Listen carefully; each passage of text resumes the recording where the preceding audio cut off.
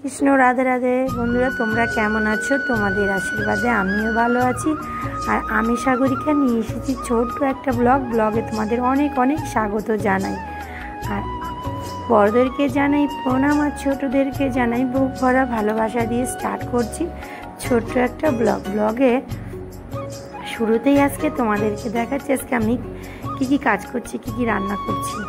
বাবান অনেকগুলো বাগান থেকে আম কুড়িয়ে নিয়ে এসেছিলো। যেহেতু আমাদের গ্রাম অঞ্চলের বাড়ি, তা আমাদের এখানে আম বাগানেরও অভাব নেই।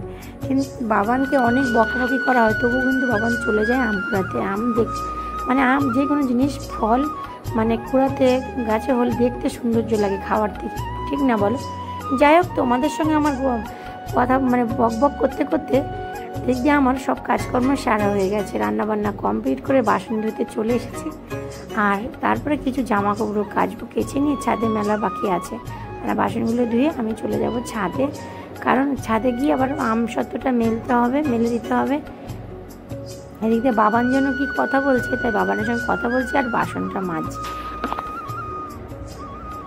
সব কাজকর্ম সেরে স্নানটা ভাবছি আজকে সকালে করেছিলাম কি একটু, আর পরে করব। আর আমি চলে গেলাম ছাদে। আর ছাদে গিয়ে দেখছি যে বাবানের দিক দিয়ে চিল্লাচিল্লি করছে, তাই বাবানকে আবার বাবার কথা বলছি।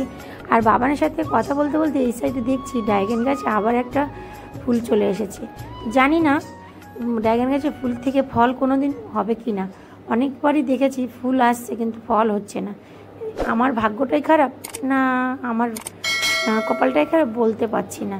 যাই হোক, যাই হয়ে যাক না কেন, বন্ধুরা তোমরা কিন্তু আমার পাশে থেকো। আমার ভিডিওটি যদি একটু ভালো লেগে থাকে তাহলে আমার চ্যানেলটিকে সাবস্ক্রাইব করতে ভুলবে না। কেউ যদি ফেসবুক পেজ থেকে দেখে থাকো তাহলে ফেসবুক পেজ থেকে ফলো করে দিও।